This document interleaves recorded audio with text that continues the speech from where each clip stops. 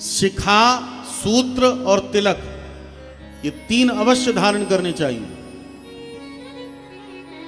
जिस वैष्णव के, जिस भक्त के, जिस हिंदू के ललाट पर तिलक न हो, भगवत प्रेमीजन, तिलक से हीन मस्तक शमशान की तरह होता है, स्मशान की तरह। कुछ भी ना हो, छोटा सा एक रोली का तिलक भला ललाट पर रहे, लेकिन तिलक अवश्य होना चाहिए। और तिलक लगाने का कोई केवल आध्यात्मिक कारण हो, नहीं। भगवत प्रेमीजन, हम वैष्णवों के त्रिपुंड होते हैं, 3 प्रकार के तिलक हैं। त्रिपुंड, ऊर्ध्वपुंड। हमारा जो तिलक है वो ऊर्ध्वपुंड है। ये तिलक ऊपर की तरफ जाता है, माने जो इस तिलक को धारण करता है वो सीधा ऊपर जाता है, माने भगवान के धाम जाता है।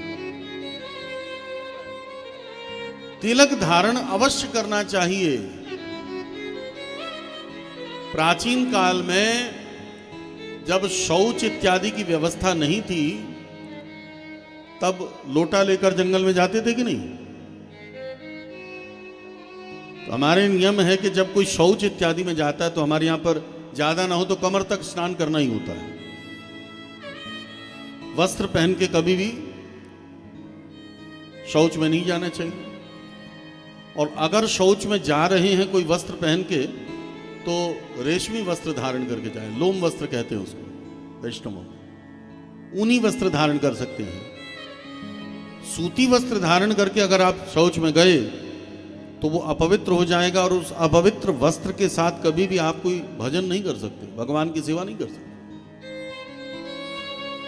तो पहले शौच में लोटा लेकर जाया करते थे।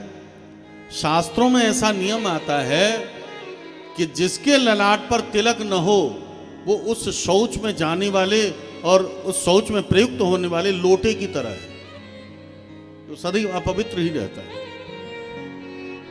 शौच का प्रयोग किया हुआ लोटा क्या हम कभी पूजा में लगा सकते हैं? शौच में प्रयोग किया हुआ मग क्या हम कभी रसोई में लगा सकते हैं?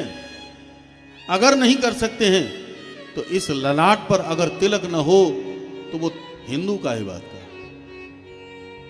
वो तो हिंदू नहीं है।